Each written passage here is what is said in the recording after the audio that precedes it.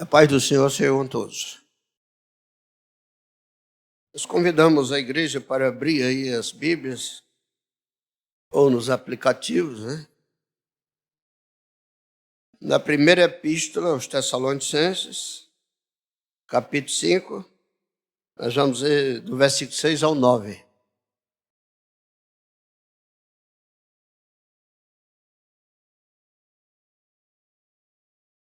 Primeiro aos Tessalonicenses, capítulo 5, vamos ler dos versículos 6 ao 9.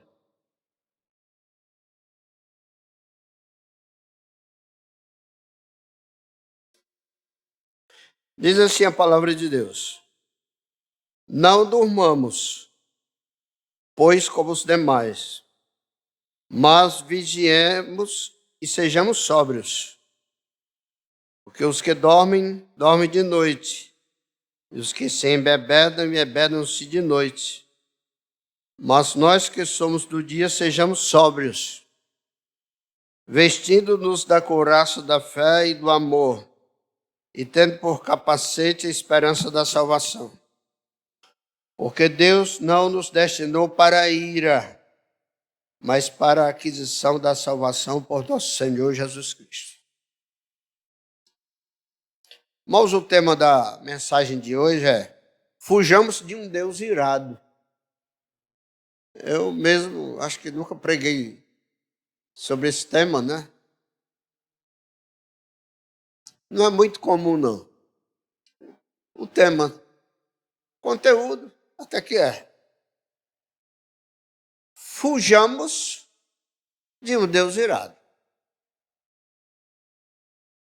E o que fez eu me lembrar de buscar em Deus a mensagem se juntou com uma pergunta que me fizeram essa semana. Eu sempre observo o que acontece na semana, as conversas, e se é importante trazer algo para a igreja daquilo que aconteceu, né?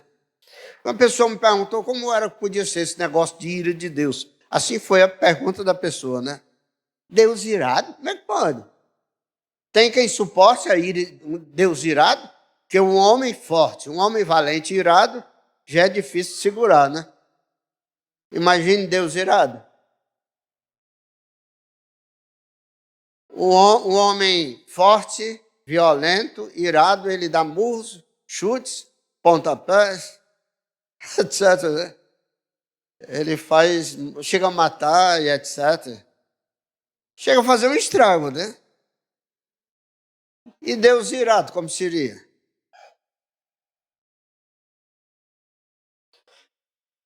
E a sugestão aqui do tema, fujamos de um Deus irado, quem conhece a Bíblia pode fazer uma certa contestação.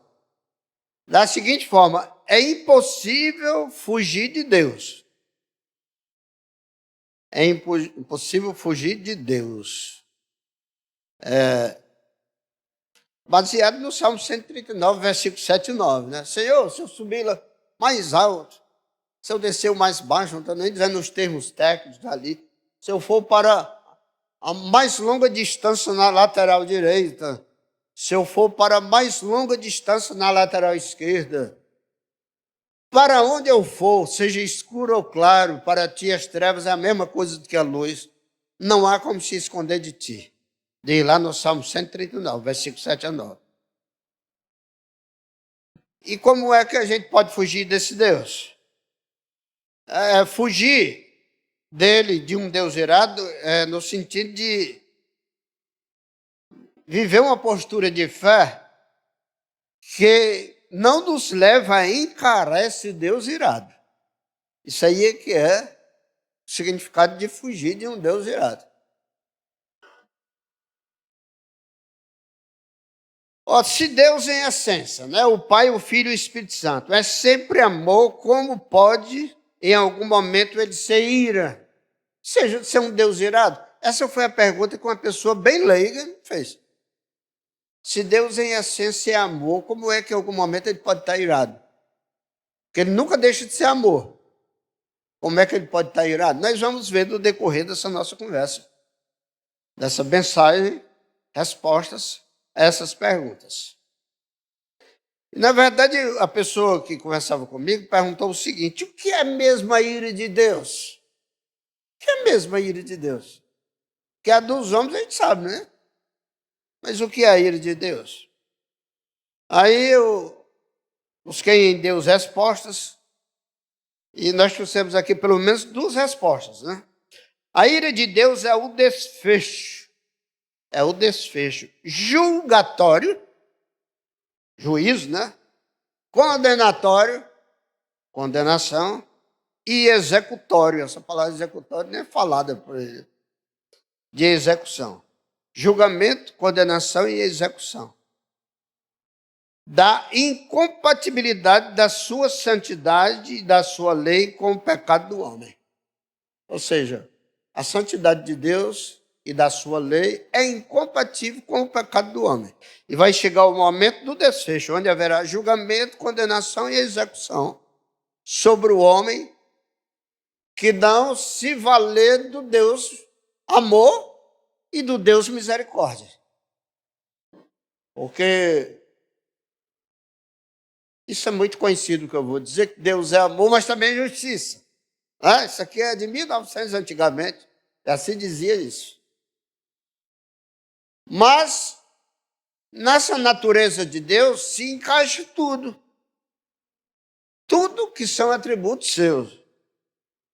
Deus não é uma pessoa que está sempre só com, permitam-me dizer, com o dente na fresca, né? Só olhando para nós com simpatia, com ar de riso. Deus não é um Deus assim. Deus tem hora para tudo. E a segunda resposta do que é a ira de Deus, em outras palavras, né, é o cumprimento do seu decreto. A ira de Deus é o cumprimento do seu decreto, aquele que está lá em Gênesis 3:3, não coma do fruto dessa árvore, que quem comer morrerá, e que Ezequiel confirmou lá no capítulo 18, versículo 20. Diz: toda alma que pecaça morrerá. Isso é o decreto de Deus. Nunca vai deixar de ser verdade, nunca vai deixar de se cumprir esse decreto, que toda alma que pecaça morrerá. Então, esse morrer, por causa do pecado, é a ira de Deus em ação. A ira de Deus em ação. E nós morremos não é só naquele dia que falta oxigênio no cérebro e o coração para. A morte não é só aquilo ali. A gente morre todo dia, né? Vai ficando mais velho, adoece. No que vai ficando mais velho e adoece, e com a idade também, o organismo vai perdendo o seu potencial, né? O seu potencial. E nós vamos morrendo. Aí chega o dia também da morte do corpo, como eu já falei. Mas chegará o dia também do juízo final. Quem estiver com Cristo, todos comparecerão diante de Deus, serão julgados. Todas as suas obras, sejam boas ou más, que fez através do corpo. E quem está com Cristo vai ser julgado também, mas vai ser absolvido.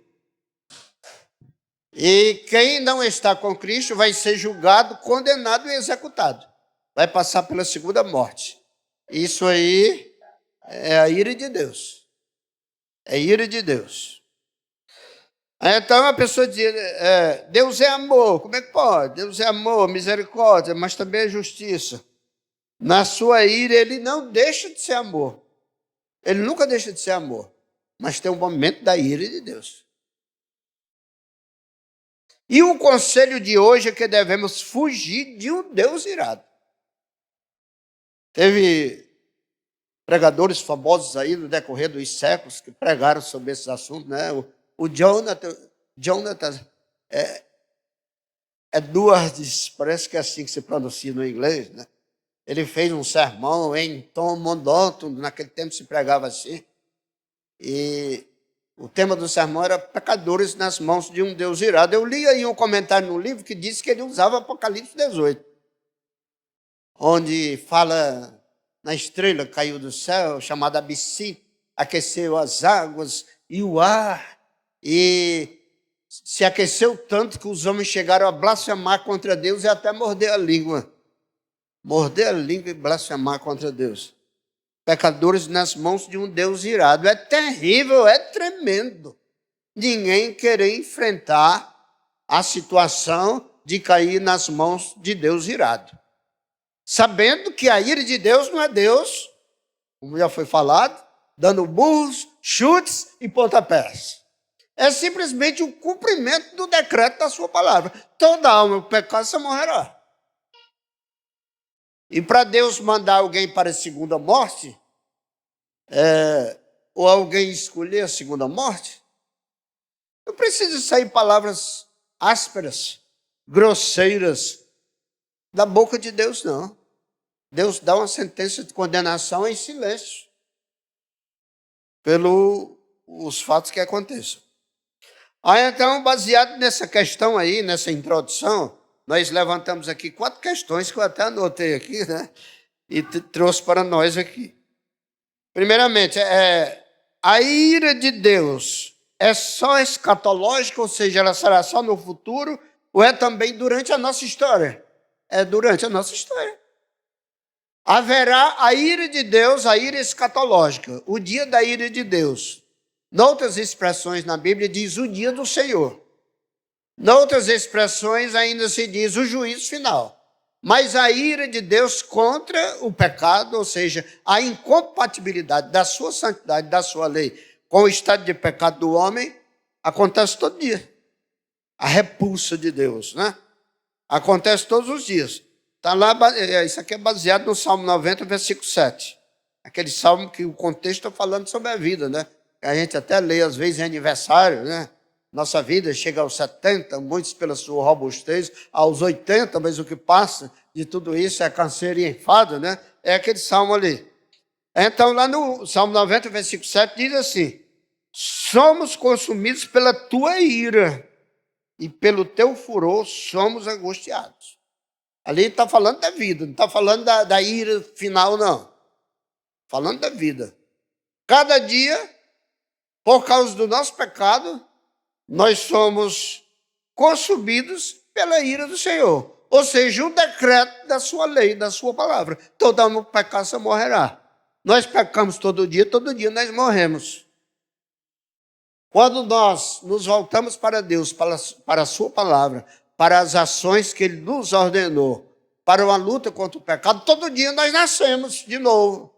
Todo dia nós vivemos. Todo dia nós ressuscitamos. Através do pecado, todo dia morremos. Então, cabe a nós, mediante a graça de Deus, a misericórdia de Deus, a ajuda de Jesus, escolher o que queremos. Outra questão, a segunda. Em que culminará a ira de Deus sobre os que não o desejam? Você deseja Deus? Você lembra daquele louvor que a gente cantava aqui? Eu quero a Deus, né? A gente cantava faz tempo, não canta? Não importa o que vão pensar de mim, eu quero a Deus. Mais ou menos assim. Muito bem, então a nossa alma tem sede de Deus, fome de Deus, a nossa alma quer Deus. E se a gente não quiser, a ira de Deus culminará sobre os que não quiserem. Eu já quero Deus, eu já gosto de Deus, eu sou amigo de Deus. Fazer como o cunhado meu que gosta de profetizar para os outros. Continue querendo, continue gostando. Eu quero Deus, eu gosto de Deus, continue gostando. Eu quero Deus, continue querendo. Você nunca vai ter de que se arrepender. Você pode até já ter ouvido alguém dizer: eu me arrependo de 30 anos que sou crente. Eu me arrependo de 30 anos que sou cristão. Pode até você já ter ouvido uma pessoa dizer isso. Mas ela diz para tentar se justificar. Mas lá no fundo ela não tem de que se arrepender. Grande arrependimento será o nosso no dia da ira final. Porque, segundo os melhores estudos, o inferno, irmão, o inferno vai ser um lugar físico. Não vai ser um lugar físico, onde o fogo é tão quente que apaga todos os outros fogos. Ou os outros fogos, né? Plural aí, né?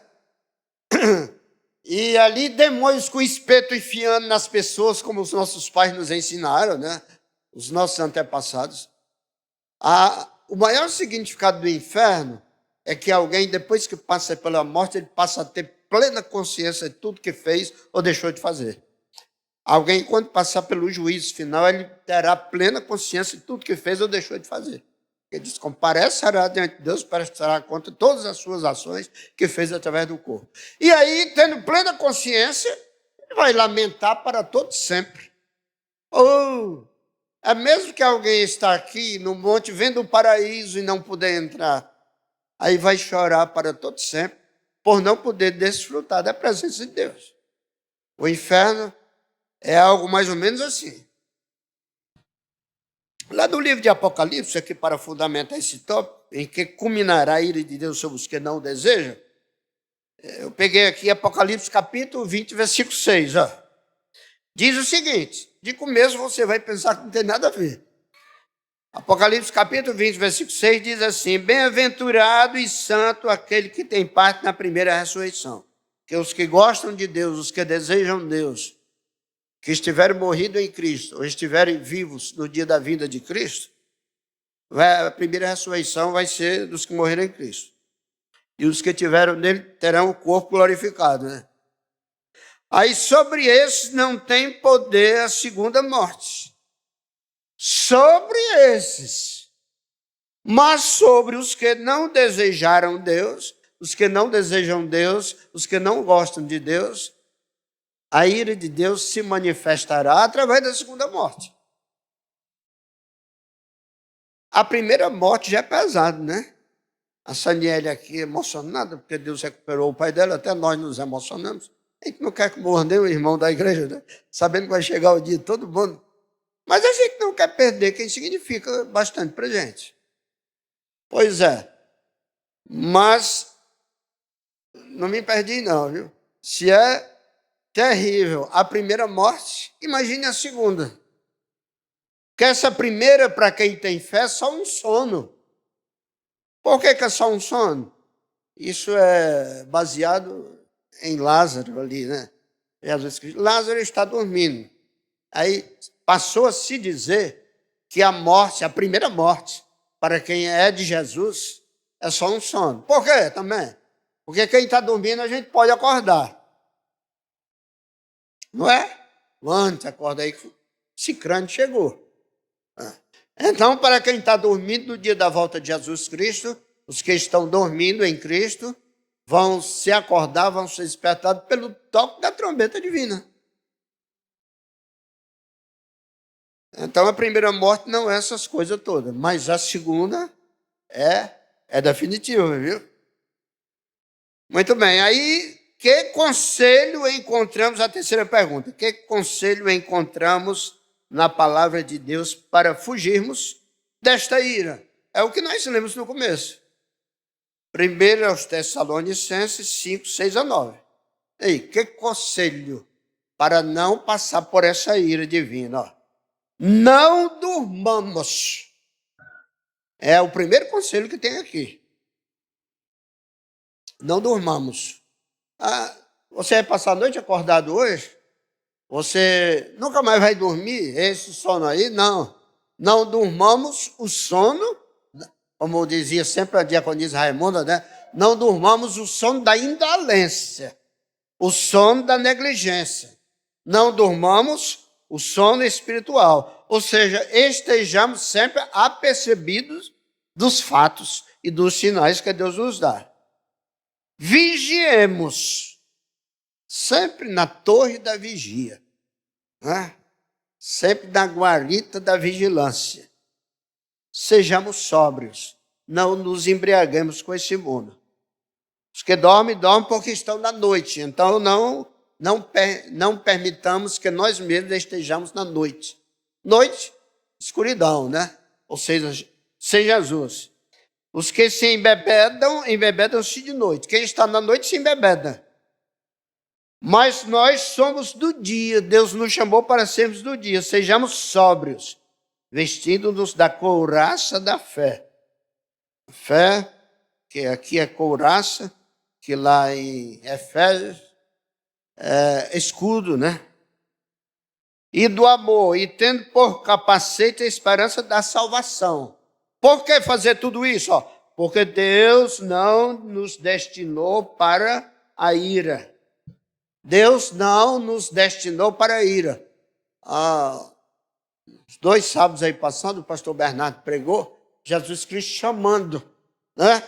Chamando alguém para segui-lo, para ser discípulo. E para que, sendo discípulo, traga também outras pessoas para o discipulado. É mais ou menos isso que ele pregou. Então, nós fomos chamados por Deus para a aquisição da salvação por nosso Senhor Jesus Cristo. Sabemos que o meio é Jesus. Mas não fomos destinados para a ira. E a ira já foi falado o que é. Ele nos chamou para que tenhamos vida. Vida em abundância. Vida eterna. Vida no eterno. Vida em Deus. Já aqui e também futuramente. E não para a ira. Esse é o conselho que a palavra de Deus nos dá. E depois tem a quarta questão aqui, que diz no Salmo sobre a possibilidade do juiz eterno se irar contra nós e o que devemos fazer. A palavra de Deus diz, não, o juiz eterno não vai se irar contra a gente, não. Já foi mostrado desde o começo. Ele pode se irar. Agora diz aqui o que é que devemos fazer. Você pode fazer alguma coisa para que o juiz eterno nunca se ire com você. Você vai ouvir agora. Está lá no Salmo 2, versículo 12.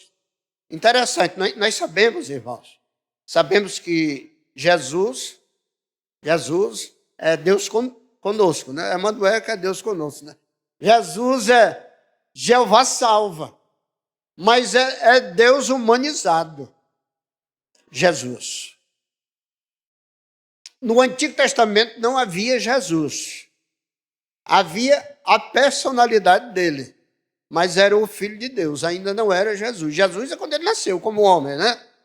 Isso aí já se entendeu. Mas quando no Antigo Testamento tem filho, com F maiúsculo, está falando do mesmo Jesus.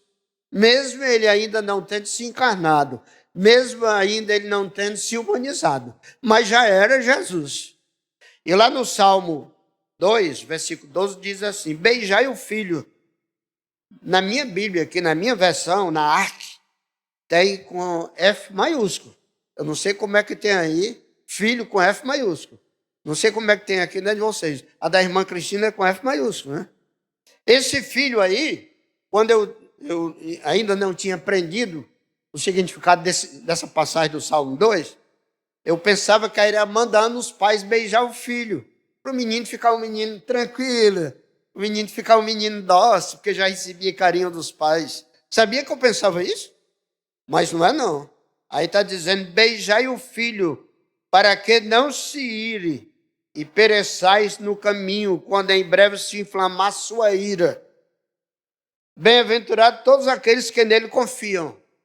O contexto aí está falando do Filho de Deus, que foi dado para as nações como Salvador, e que tem a lei perfeita, e que tem o verdadeiro modelo para a sociedade, e que os homens que gostam da injustiça e das trevas, se sentindo incomodados, quiseram se despir dele, se despojar dele. O contexto é isso aí.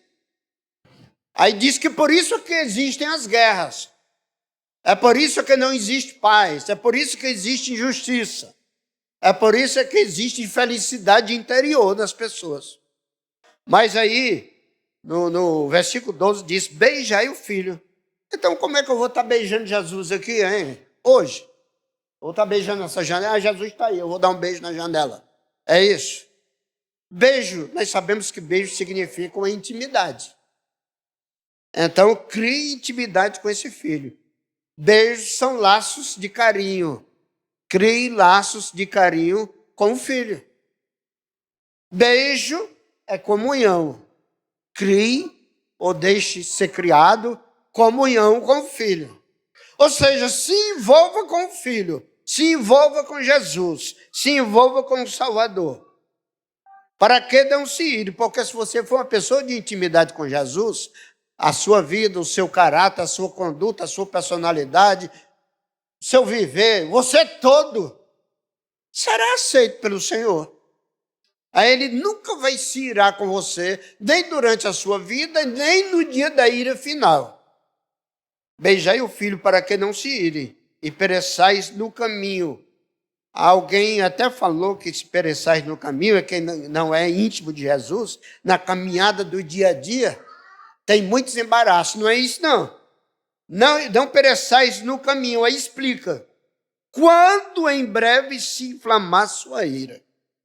Quando é esse em breve que vai se inflamar sua ira? No dia do juízo final, no dia da ira de Deus, no dia do Senhor. A sua ira vai se inflamar com quem não viveu em compatibilidade com a sua lei, com a sua justiça, com a sua santidade. Mas ele termina dizendo, mas, não tem um mas não, sou eu que estou dizendo. Mas bem-aventurados todos aqueles que nele confiam. Então nós somos chamados hoje para confiar no Senhor. Porque quem confia no Senhor e tem a vida entregue a Ele, todos os seus caminhos, todos os seus projetos, todos os seus propósitos, se dá bem. Se dá bem no bom sentido. Ou seja, não se dá mal. Não vai ter de que se arrepender. Não vai ter de que chorar. Não vai ter de que lamentar. Amém? Então, mais uma vez eu digo o tema esse tema é uma sugestão. Fujamos de um Deus irado. Procuremos sempre ter um Deus apaixonado por nós. Um Deus amigo nosso. Um Deus que nos aprova. Deus chamou Abraão de amigo, né? Abraão foi chamado amigo de Deus. Então, que nós sejamos chamados amigos de Deus. E que assim nós nunca vejamos ou provemos da ira de Deus. Que Deus em Cristo Jesus nos abençoe e que a gente busque viver na comunhão com o Senhor.